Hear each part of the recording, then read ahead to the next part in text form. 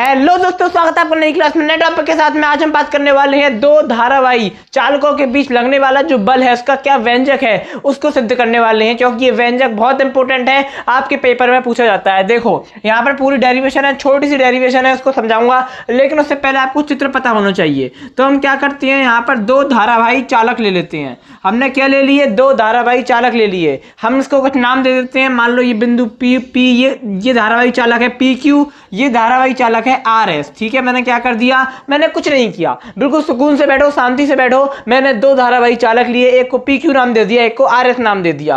अब इनमें हमने कोई धारा प्रवाहित करी, तो इसमें धारा बह रही है I1, इसमें धारा बह रही है I2, और दोनों की दिशा कैसी है, समान है। जब दोनों दिशाएं जो धाराएं होती हैं वो समान दिशा में बह रही होती हैं, तो ये दोनों क्या करते हैं, एक दूसरे को आकर्षित करती हैं। तो इनमें एक बल लगेगा, क्या लगेगा, एक बल लगेगा, F बल लगेगा। ठीक है ना। और ये जो इन दोनों के बीच की जो दूरी है वो कितनी है, वो R है। कितनी दूरी है, ये कितनी दूरी पर स्थित है एक दूसरे से, तो R दूरी पर स्थित है। और जो बल लग रहा है वही तो हमें ज्ञात करना है, वही तो उसी को तो व्यंजक हमें पता करना है, तो वही पता करेंगे। आ जाओ क्या होता है। तो देखो, माना PQ तथा RS दो समांतर धारावाही चालक हैं। मैंने क्या बोला, जो आपने बनाया वही आपने लिख दिया। तो जैसे कि आपका P और Q और आपका R और आपका S, ये क्या है, दो समांतर धारावाही चालक हैं। ठीक है ना, जो एक दूसरे से, जिनमें धारा I1 व I2 बह रही है, भैया बह रही है, धारा बहने दो। ठीक है, तथा इनके बीच की दूरी कितनी है, दूरी इनकी R है। इनके बीच की दूरी कितनी है, इनके बीच की दूरी R है। ठीक है, अब क्या करेंगे, तो PQ के कारण तार RS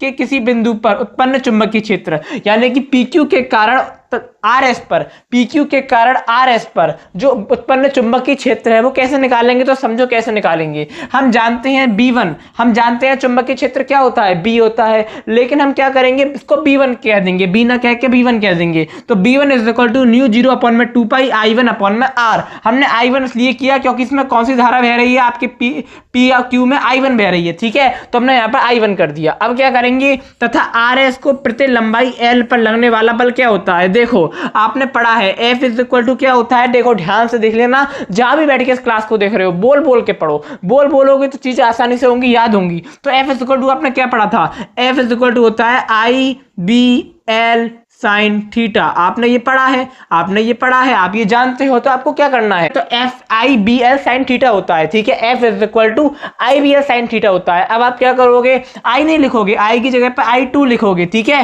क्योंकि हमें RS की प्रति लंबाई पर लगने वाला बल ज्ञात करना है। तो हम क्या करेंगे, F is equal to I2, फिर B का हम क्या कर देंगे, B1 कर देंगे। ठीक है, तो B1 L साइन थीटा आ जाएगा। अब आप यहाँ पर देख सकते हो जो आपकी थीटा की वैल्यू है वो 90 डिग्री है। कितनी है, 90 डिग्री है। तो हम क्या करेंगे, यहाँ पर F is equal to I2। अब यहाँ पर जो आपकी B की वैल्यू जो आई थी, B की वैल्यू ये है, B1 की वैल्यू ये है, तो B1 की वैल्यू को हम B1 के स्थान पर रखेंगे, तो न्यू 0 अपॉन में 2 पाई I1 अपॉन में R आ जाएगा, इन 2 में L कर देंगे। जो आपका थीटा 90 डिग्री हो गया, तो उसकी वैल्यू 1 होती है, तो वो वहां से एक तरह से गायब हो जाएगा। तो यहाँ पर आपका ये निकल के आ जाएगा। ठीक है, अब इसको हम थोड़ा सुव्यवस्थित तरीके से लिखेंगे, इस L को यहाँ बटे में करेंगे, तो यहाँ पर क्या आ जाएगा, F अपॉन में L is equal to mu 0 upon में 2 पाई I1 I2, आप आसपास आ जाएंगे, अपॉन में R आ जाएगा, और यही आपका क्या हो जाएगा, व्यंजक हो जाएगा।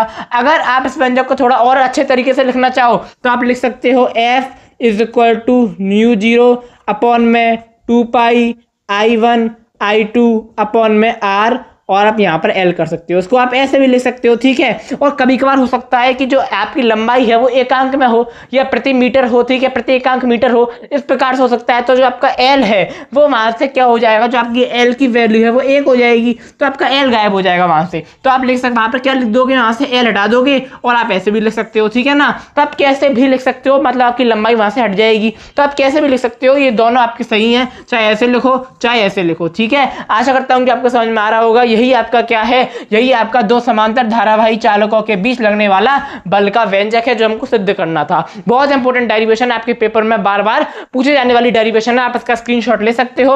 आशा करता हूं कि आपको समझ में आ गया होगा। अब मैं आपको मिलूंगा एक और नई क्लास में नए टॉपिक के साथ में, तब तक के लिए जय हिंद जय भारत।